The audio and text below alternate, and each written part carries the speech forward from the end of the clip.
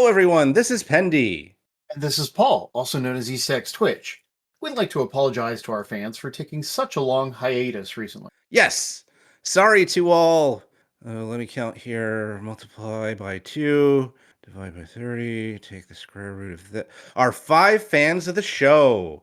The holidays and life in general was pretty hectic, but we're back, baby. Back and better than ever? Well, we're back at least. That's a start. So, dude, during our break, did you get sucked into any investitures, which is supposedly a word, or TV shows, or idol groups? Oh no, I successfully dodged all of that. I have great powers of agglutination. Those are probably words you said, I suppose. And before that gets any worse, I'll go ahead and welcome everyone to Alltrades DQ Media Abbey, a Slime Time podcast spinoff where we review various Dragon Quest media, including manga and anime. We are currently reviewing a Dragon Quest inspired parody show called the Hero Yoshihiko, and we're taking a temporary break from rooming with a gamer gal so that we can review the Mark of Erdrick, a Dragon Quest III sequel manga. We'll start with the Hero Yoshihiko first. Let's find the chosen ones. And we begin with the Hero Yoshihiko Season 3, Episode 9. What was this show about again? Oh yeah, Yoshihiko the hero and his team of eccentric adventurers are striving to collect 7 magical balls in a fantasy world loosely based on Dragon Quest.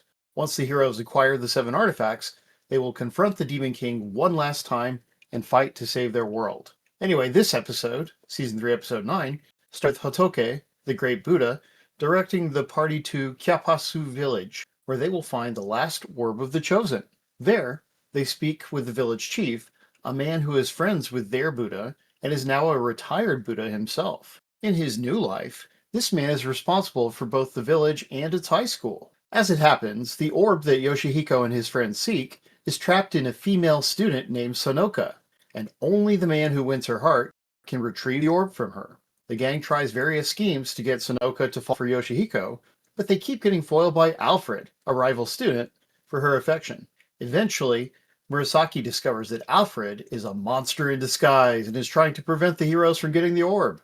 The gang goes to the retired Buddha for help. He informs them that only a tsundere act can overcome Alfred's charm. Tsundere is a Japanese term for a person who initially appears brash and harsh, but eventually warms up to someone. Thankfully, the former Buddha has a device that transforms Yoshihiko into a tsundere delinquent.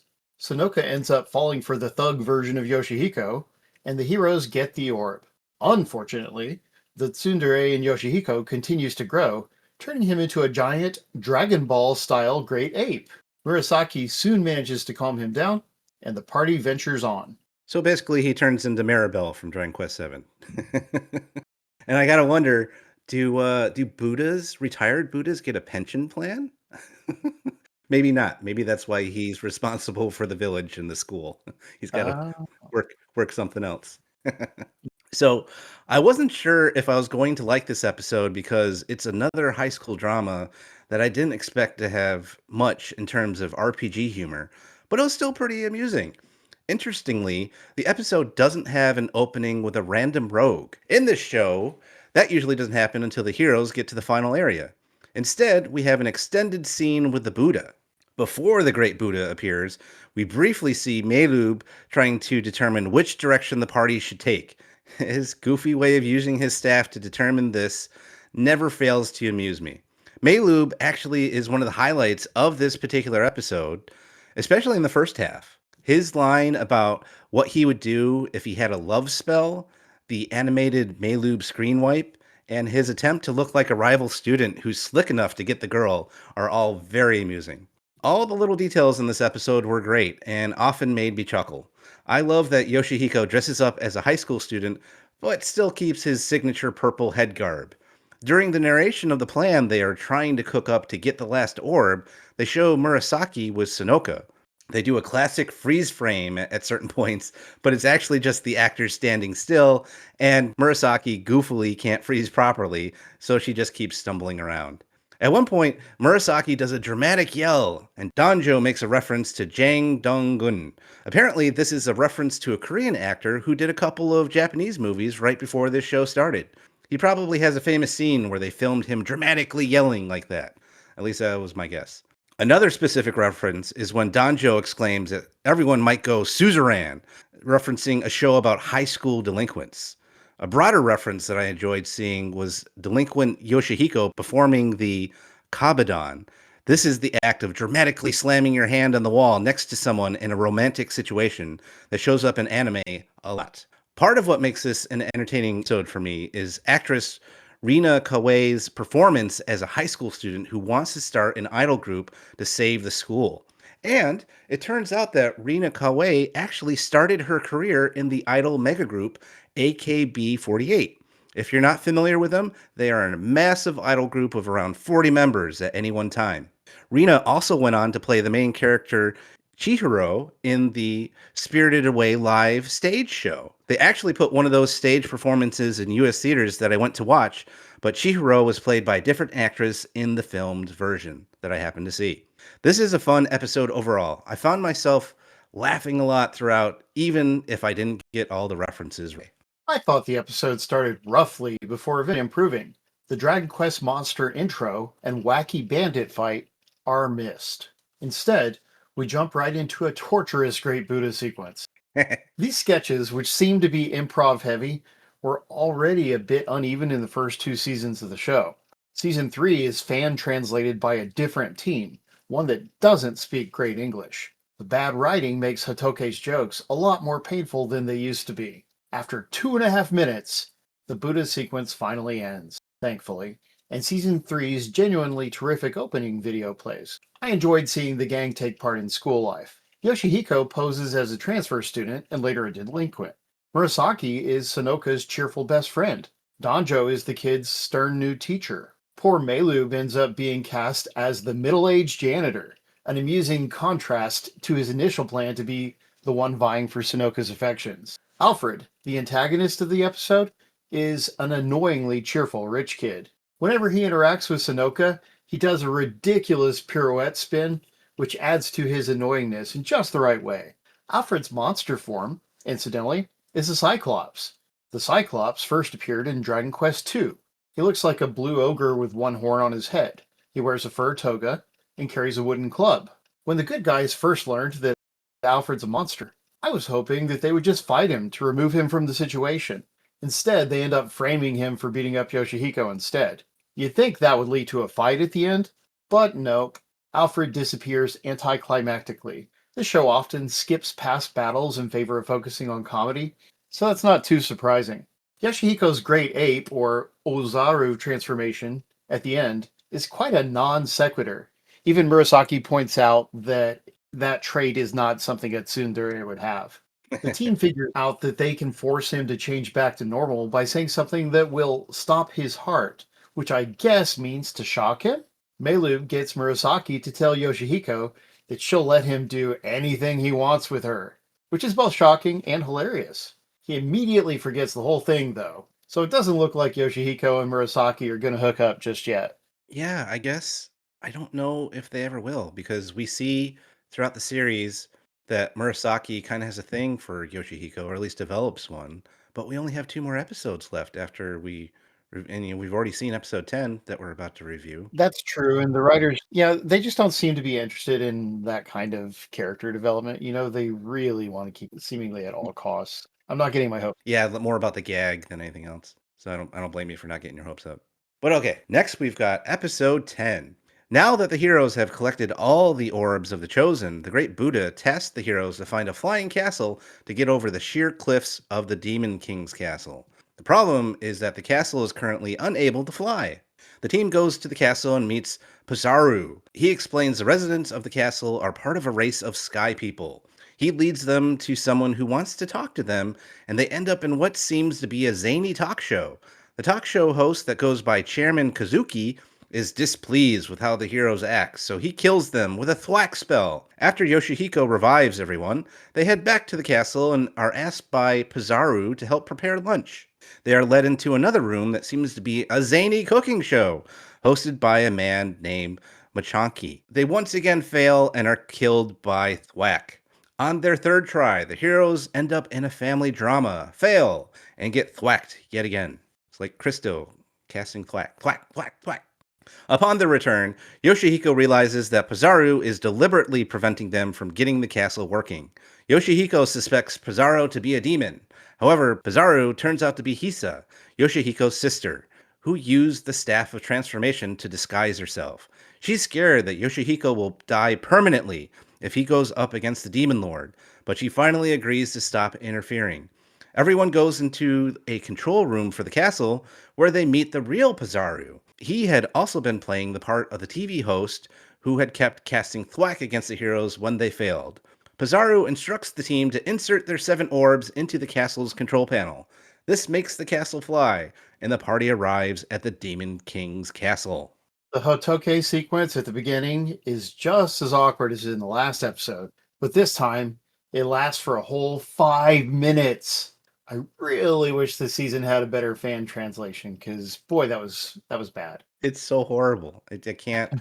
The only thing, like, we only have 2 more episodes, and I'm sad that we only have 2 more episodes, but I'm also happy that we will never have to deal with that fan translation ever again. Oh my God, it's so bad. Agreed. I mean, it's such a shame that the translation takes a lot of the fun out of this final season, Mhm.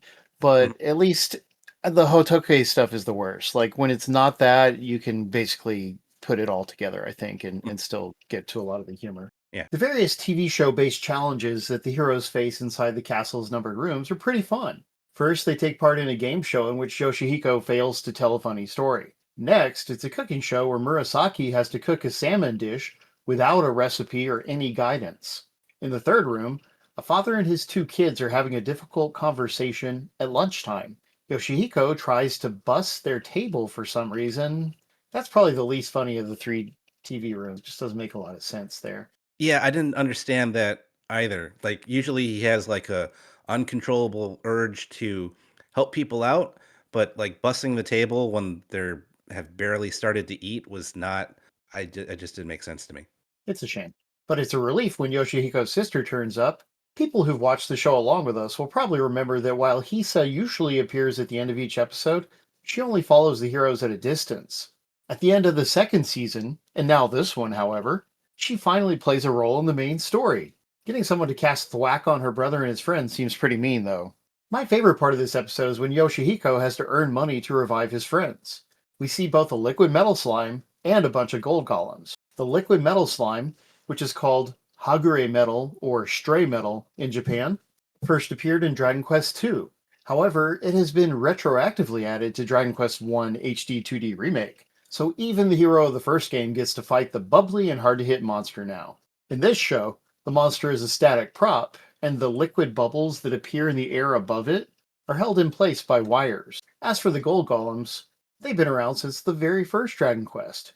In Japan, the monster is called Gold Man. Here, Yoshihiko fights a whopping 20 of them. That's 20 actors in golem costumes, which is pretty amazing considering the show's low budget. They did cheap out a little on the costumes, though, as parts of them consist of black body stockings rather than being entirely golden. Regardless, it's quite a treat to see Yoshihiko dramatically take out so many foes in mere seconds. All told, this episode is clunkier than the last one, but at least we know that the climax is coming up.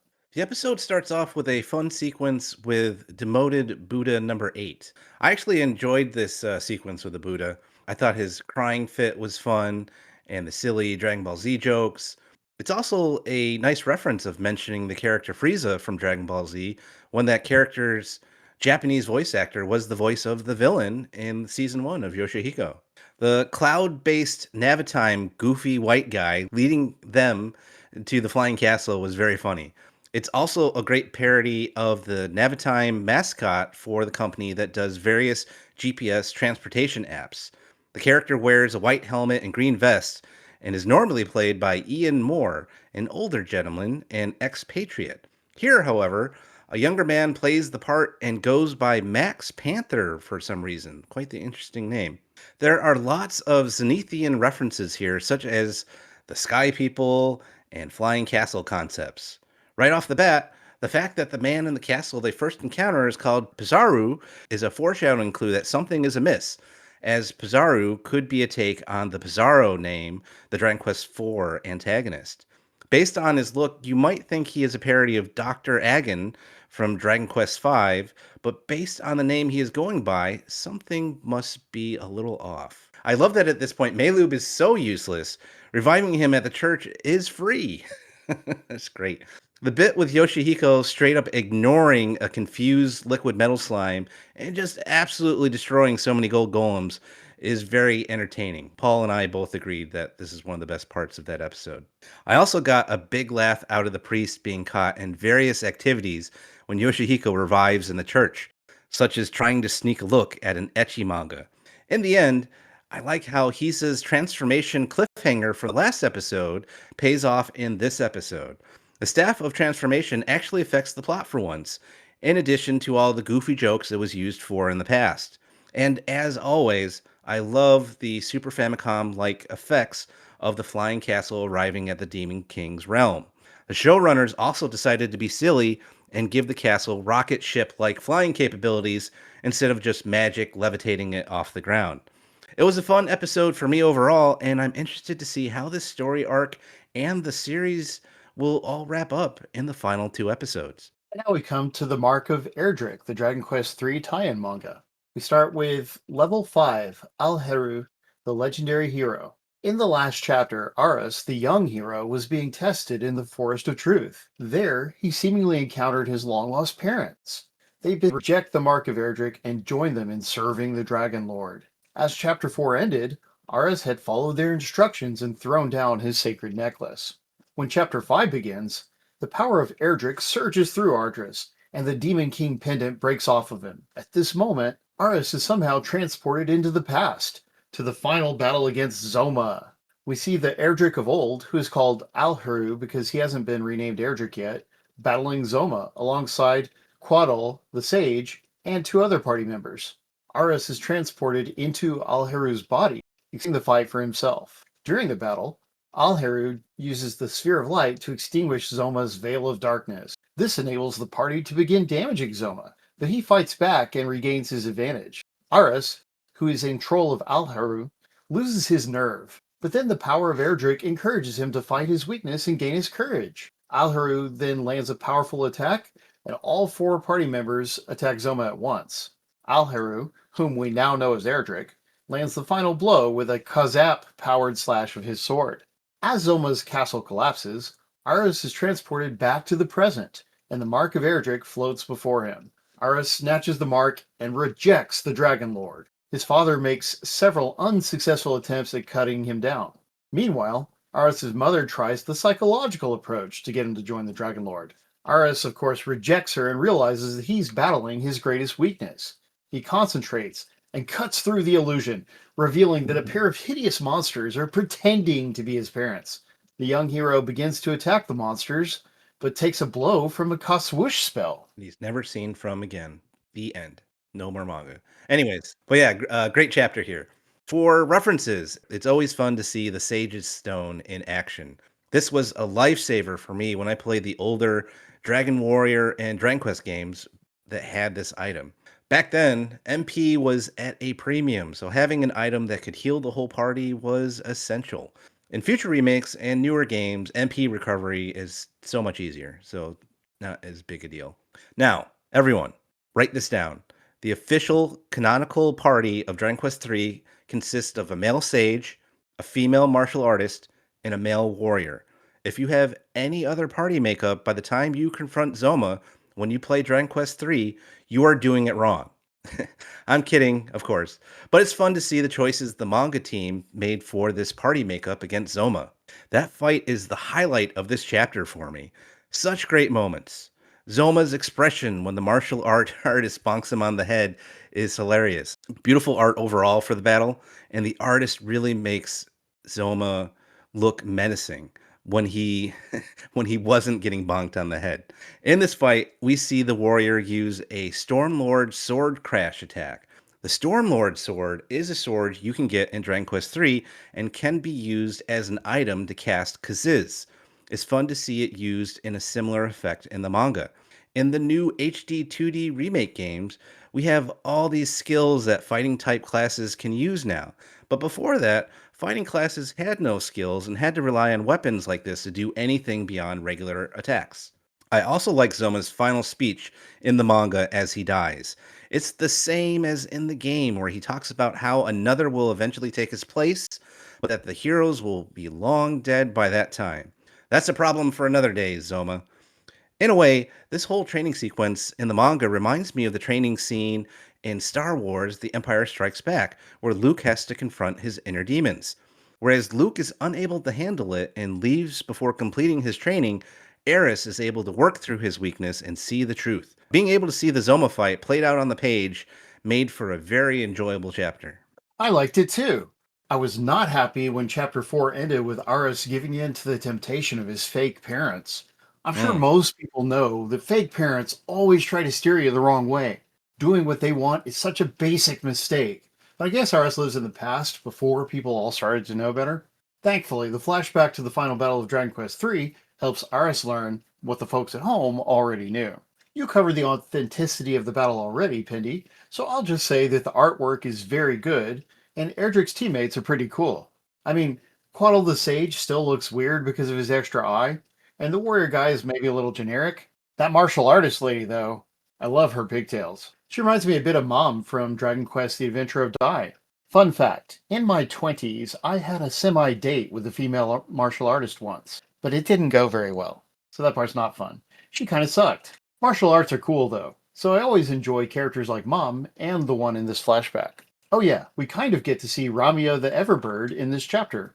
In Dragon Quest III, players work to summon the giant bird, after which you get to fly around on it to reach new places on the world map. Here, the bird seems to be made of energy and it shoots up into the sky when Aris wakes up from the flashback. I wonder if Ramia will play a larger part in the story. Yeah, this is probably the second time Ramia has been referenced, because we see what could be Ramia in like I think it's like the very opening art of the first chapter in this volume. So Ooh. hopefully we get to see more of her. But next we have level 6, the Fiend Lord's Investiture. Bruised but not beaten, Eris stares down the enemies that he now realizes are manifestations of his inner weakness. Both monsters combine into one and taunt Eris. The young hero is unfazed and defeats the combined monster with one mighty slash. Or so he thinks. He starts to walk away thinking he has won, but is suddenly grabbed by some tentacles coming from the supposedly slain monster. While Eris is restrained, a tentacle attempts to enter and kill him from the inside. Ugh. Eris is able to wrestle free his dagger and cut the tentacle, freeing him to call down a zap spell, which he has been unable to cast until now. Now completely free, he ends the monster who is trying to slink away. Quaddle approaches and congratulates Eris on mastering the illusion and learning Zap. Eris breaks into tears and Quaddle embraces him, feeling bad for putting such a young child through such an extreme test. Next, the story returns to Eris's young friend Kira, who is still struggling to defeat a king slime on his own. Kira tricks the king slime into breaking apart into its base slimes. He then uses the sword skill he learned before to defeat all the slimes at once, before they can fully agglutinate back into a king slime. And then Kira is able to succeed at his trial with this sword technique. Thus, the 3-month training period that Eris and Kira have been undergoing with Quaddle is now over. Lunafreya, Kira's father, the Elder, and Tia the Fairy arrive to pick the boys up. As they gather together, Quaddle states that he is too old to get back into the fight. Instead, he presents Eris with the Aurora sword and Kira with the Falcon blade. Quaddle advises Eris to visit the city of Asham before heading to Carmen. He also tells them to seek out 3 lords that will help fight as companions against Lord Imagine. Quaddle bids them farewell and then uses his power to make himself and his tower disappear into the desert. Finally, we transition to a castle occupied by Lord Imagine, the Dragon Lord, and the other various commanders. Monsters have gathered to see Jagan, Eris's estranged relative, claim his title as Fiend Lord, one of the 4 Archfiends.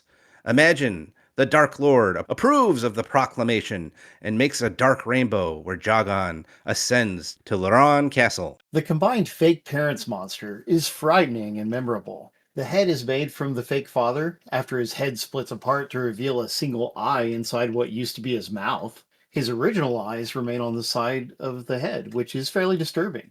As for the fake mother, she becomes the torso, part of the arms, and the legs of the creature. Her eyes stretch apart widely to where a person's nipples would be, and her mouth remains in the center of the chest. If this thing had been a live action horror film from the 80s, it would have gone down in horror history.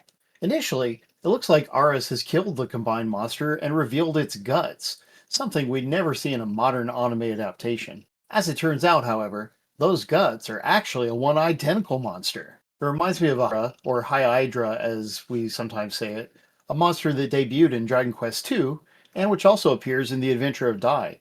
This one seems to be more of a generic monster though, so it's probably not specifically supposed to be that. Speaking of tentacles, of all the things I was expecting to see in an official Dragon Quest manga, a tentacle rape was pretty much at the top of the list. Okay, the tentacle only enters Aris' mouth, but that's still more suggestive than anything you'd see in the games. Yuck. Maybe this means we'll get to see a proper Puff Puff in the later chapters as well, but probably not. It's said that Quaddle won't be going along with the heroes. He's 120 years old, and the other three members of his Zoma defeating party seem to be long dead, maybe? From a writing perspective, it seems like they don't want to have an overpowered character join the party. That would be kind of like how Superman is usually overpowered in the Justice League, and Professor Xavier is overpowered in the X-Men.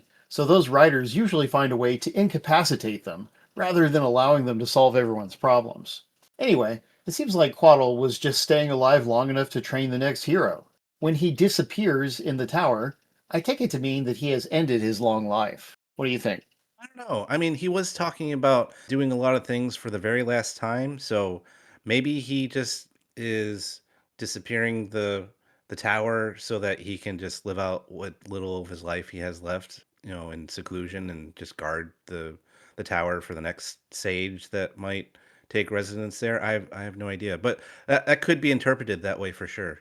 Yeah, perhaps we'll find out as the manga goes on. Who knows? I'm not crazy about Jagun, the evil Erdrick descendant who ends the chapter. Of course, we'll be seeing a lot of him in the future, and he'll probably come over to the light side towards the end of the manga. For now, though, he's just a turncoat. I hope they don't make him irredeemably evil before he switches sides. That's what they did with Michelle Yeoh's character in Star Trek Discovery and the Section 31 movie, I'm told. And forgiving a mass murderer is a lot to ask the audience to swallow. And the Section 31 movie, even forgetting that fact, is just one of the most awful movies ever, and definitely the worst piece of Star Trek anything ever to be put out there officially. Oh my God, so bad. Don't watch it. Or if you do watch it or watch it for laughs at how bad it is. And I love Michelle Yeoh, and I actually liked her character in Discovery, which not everybody did, but it just I don't know what they were smoking when they made Section 31. It's just so corny and awful and terrible and ugh, it's bad. Yeah, it's one of those things I'll probably only experience by watching videos about it because I know I'm not going to like it, you know? Yeah, But yeah. I is pretty entertained to learn how something went wrong or just see how everybody feels like it went wrong. So I don't mind that part, I I got you. guess. Yeah. But yeah, it's hmm pretty hard for me not to watch a Star Trek thing since I love Star Trek so much. Oh, you got to watch the new Academy show. I'm about Yeah. to watch that myself soon. Looking forward Okay, to it. well, Mostly because of Paul Giamatti. he is a great actor. I will warn 20 minutes of the pilot are excruciating, but if you can tough it out past which like if you're somebody who's watched Discovery or anything, you're probably used to that kind of stuff. But anyway, if you can tough it out past that, the rest of the episode I found highly entertaining. So, Cool. yeah, but they probably should have opened it a bit stronger, but oh well. Hmm. Getting back to the Mark of Erdrick, my favorite character so far is Tia the Fairy. She's a little hottie. Tia likes Aris and shoots down Kira, which is fun. For us, not Kira. Compared to Navi from Zelda the Ocarina of Time, Tia is way better. In your face, Nintendo. Listen. Is that the same one? That's her. Hey, listen! Okay. I'm not a big Zelda person, but I do remember seeing so many videos on that. Listen. It got old. Anywho, for what I experienced with this chapter, I did love the color pages that this chapter starts off with, and they look fantastic, especially with the creepily designed monsters that were pretending to be Eris's parents. When they combine into one monster, it just looks great in the most horrible way. And of course, later on, we get a scene with tentacles going where they shouldn't. Oh, Japan. Later on, I really enjoyed seeing Kira conquer his slime challenge. If anyone is wondering, the 36 stratagems he mentions is a famous Chinese essay illustrating gems used in politics, civil interactions, and I challenge you all to figure out which stratagems Kira uses to defeat the King Slime. Let us know. I'm too lazy to look it up myself. Haha.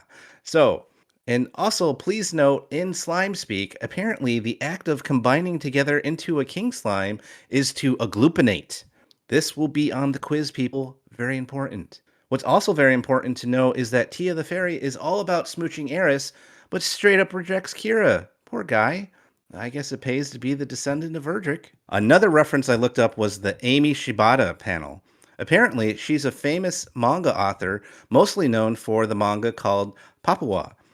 That particular panel where everyone is giving Jiren the side eye for speaking fondly of ashram nightlife is drawn in that Papua style, little flags and all.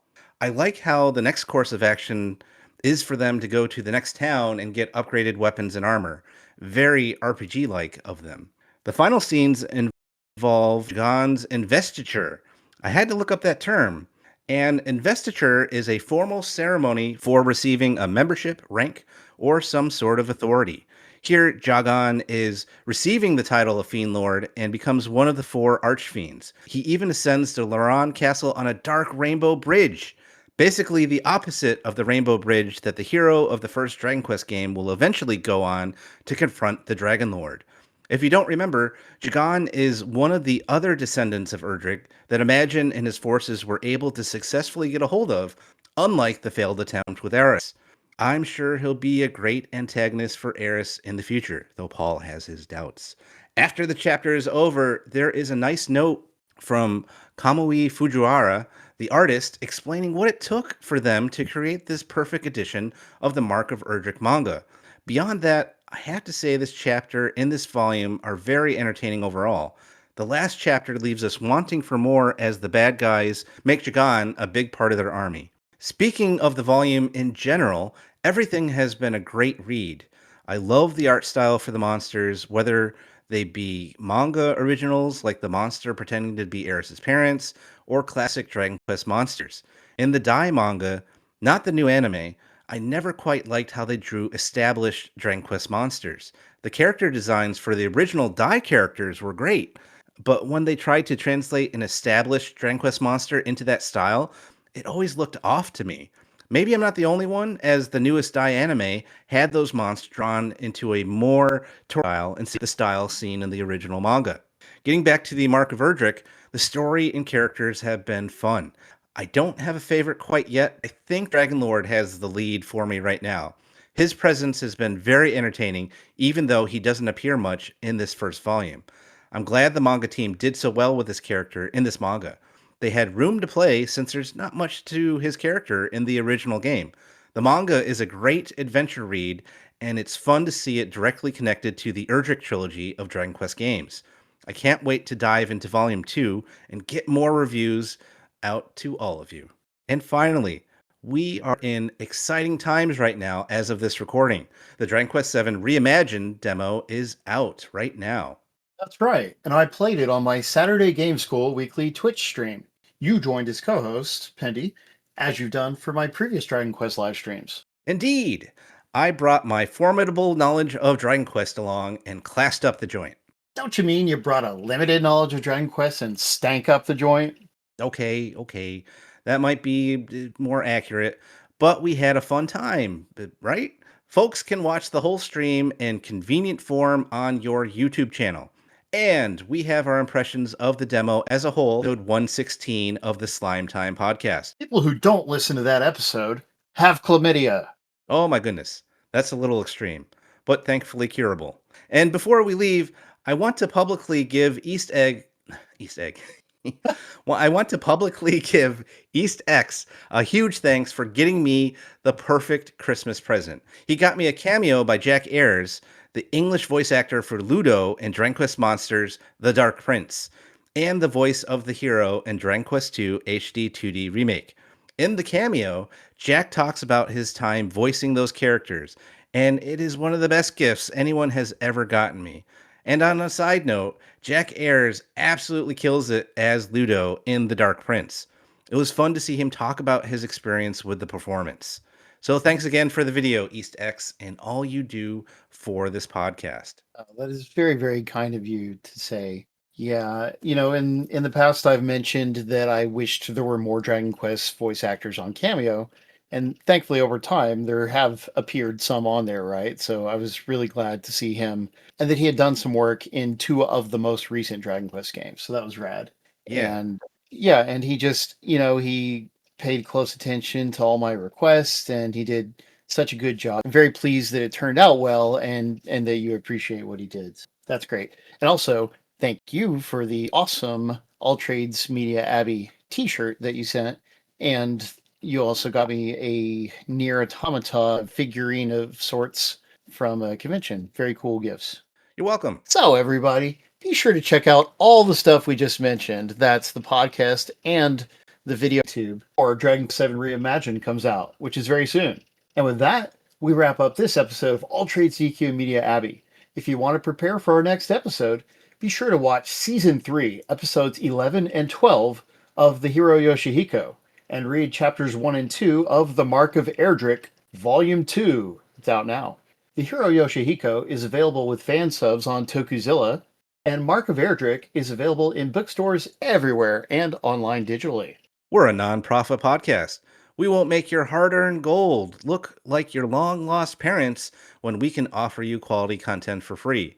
But if you do have some extra gold that's just completely burning a hole in your wallet, pouch, hanging wall sack, or treasure chest, and you would like to donate anything to a website that's been supporting Dragon Quest fans for over 25 years, stop by the Dragon's Den by clicking the link in the show notes.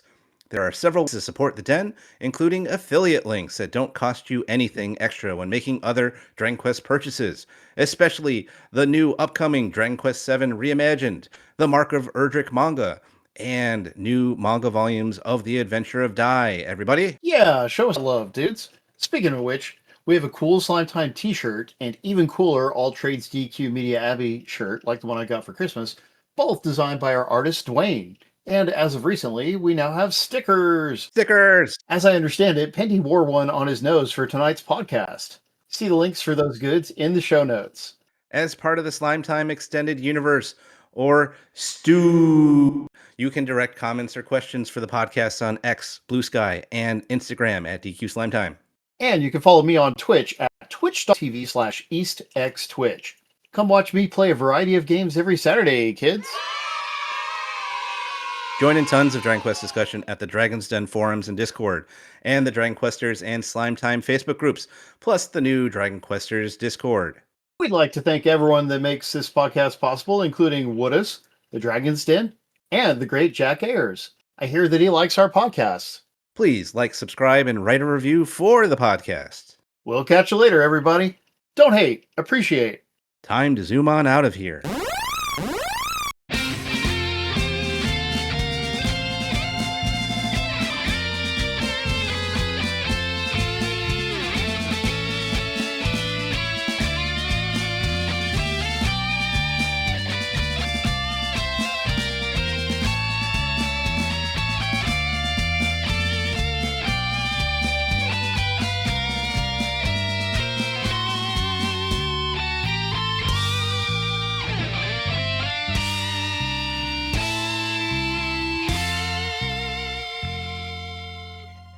Hello there, Pendy.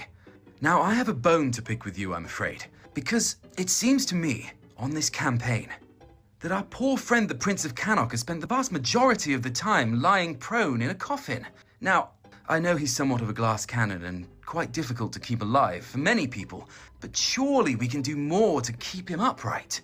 It seems like 99% of the time he's been lying there, just a corpse. We might as well start pouring these revive potions directly onto the floor for all the good it's doing us.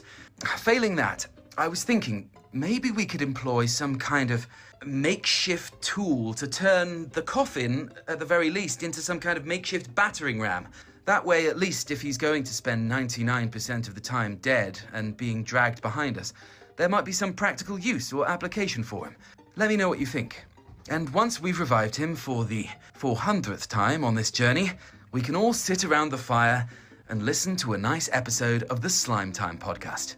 your home for Dragon Quest content.